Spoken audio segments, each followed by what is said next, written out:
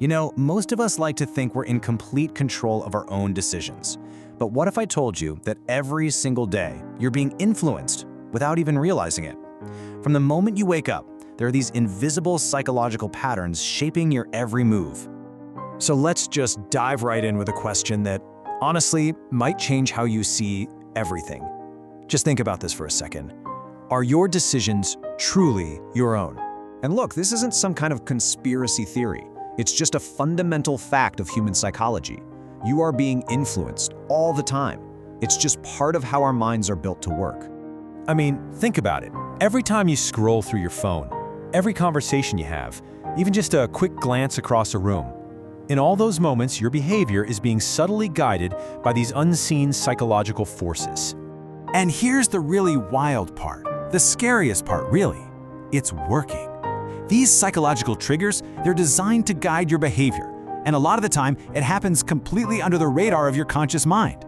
So, where do we even start to see all this in action? Well, the first clue isn't in what people say, it's in what they do. Let's talk about the silent language and uncover what's being communicated without a single word being spoken. Get this, in the first 7 seconds of meeting someone, your brain isn't really listening to their words. Nope, it's scanning their non-verbal cues, their tone of voice, how they're standing, and it's looking for one thing more than anything else: confidence. Now here's where it gets really interesting.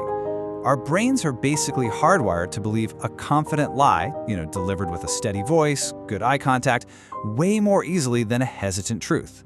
Think about that for a second. The way something is said is often more powerful than what is actually being said. But here's the thing. Our bodies have a funny way of telling secrets our mouths would never say. And one of the biggest tells? Micro-expressions. These are these tiny, totally involuntary facial movements that flash across our face for just a fraction of a second, but they reveal a person's true, unfiltered emotion. And here's what you can look for. A split-second raise of the eyebrows, that could be surprise, or even fear. Lips pressed tightly together, maybe some hidden anger. And that smile that doesn't quite reach the eyes, it's probably not a real one. These are so reliable because you can't control them. People can lie with words, but these micro-expressions, they almost never do. So why? Why are these silent signals so incredibly powerful? Why do we trust a confident posture more than a shaky fact? Well, to get that, we need to look at the deeper pattern. It's all about your brain's shortcuts. We are literally programmed to read signals, not facts. I mean, you've probably heard this saying before, and it is so true.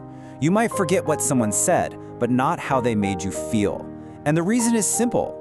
Our emotional memory is stamped into our brains way more permanently than our logical, factual memory ever is. This all connects to this incredible ability our brains have called thin slicing. It's basically the mind's superpower to find patterns and draw surprisingly accurate conclusions from just these tiny little windows of experience. We're talking seconds here. It's that gut feeling you get, but what's really happening is your brain is acting like a supercomputer, processing thousands of tiny clues at lightning speed. In this chart here, it shows us exactly why that is. Our minds are designed to tattoo moments of intense emotion, love, fear, betrayal, onto our memory. Those are high priority.